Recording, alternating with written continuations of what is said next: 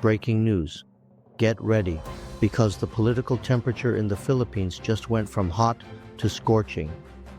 Vice President Sara Duterte just made some absolutely wild claims that could shake up the 2028 presidential race. Imagine this.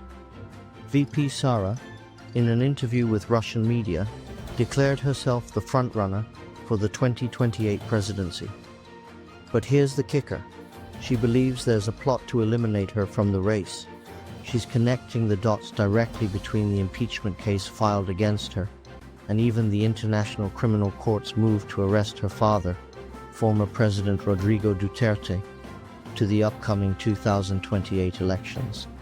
According to her, these aren't isolated incidents, but calculated moves. But wait, it gets crazier. VP Sara also boldly claimed that President Ferdinand Bongbong Marcos Jr. wants to perpetuate himself or his family in power, citing his administration's actions against political opponents as clear moves to achieve this. She says her popularity, backed by surveys, is a threat. Her exact words, "I think they want to eliminate the frontrunner. They think that if they take out former President Duterte, they will weaken me because it's one brand, it's one family." Now, how did the palace react to these explosive allegations? Well, they certainly didn't hold back. Palace press officer Undersecretary Claire Castro immediately fired back, dismissing VP Sara's remarks as nothing more than a diversionary tactic. Castro stated that as a public servant, VP Sara has an obligation to show and answer the issues she's involved in, implying she's creating a narrative to avoid accountability. And remember when VP Sara called President Marcos's leadership a budol or a scam? The palace clapped back hard. Castro asked, "Who's scamming?" As we see the president working and instructing us to focus on our jobs and not on politics, who's scamming? The political jabs are getting personal.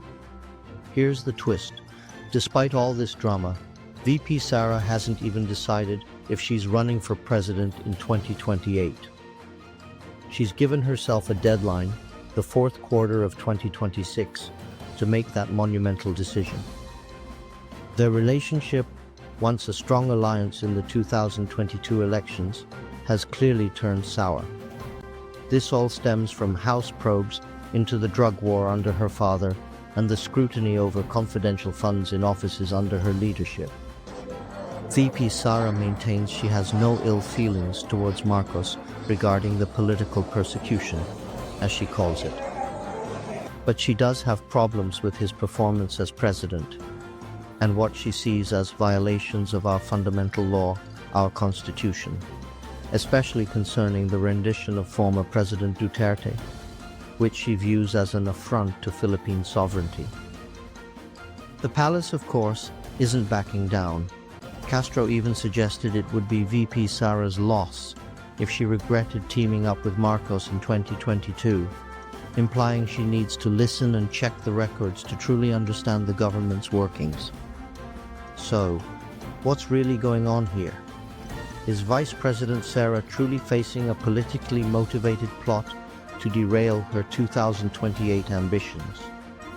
Or is this, as the palace suggests, a strategic diversionary tactic to avoid accountability?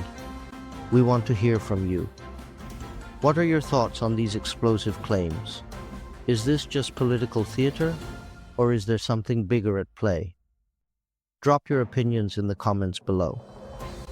If you found this breakdown insightful, please hit that like button, share this video with your friends, and most importantly, subscribe to our channel for more deep dives into the hottest political stories and quick, engaging insights.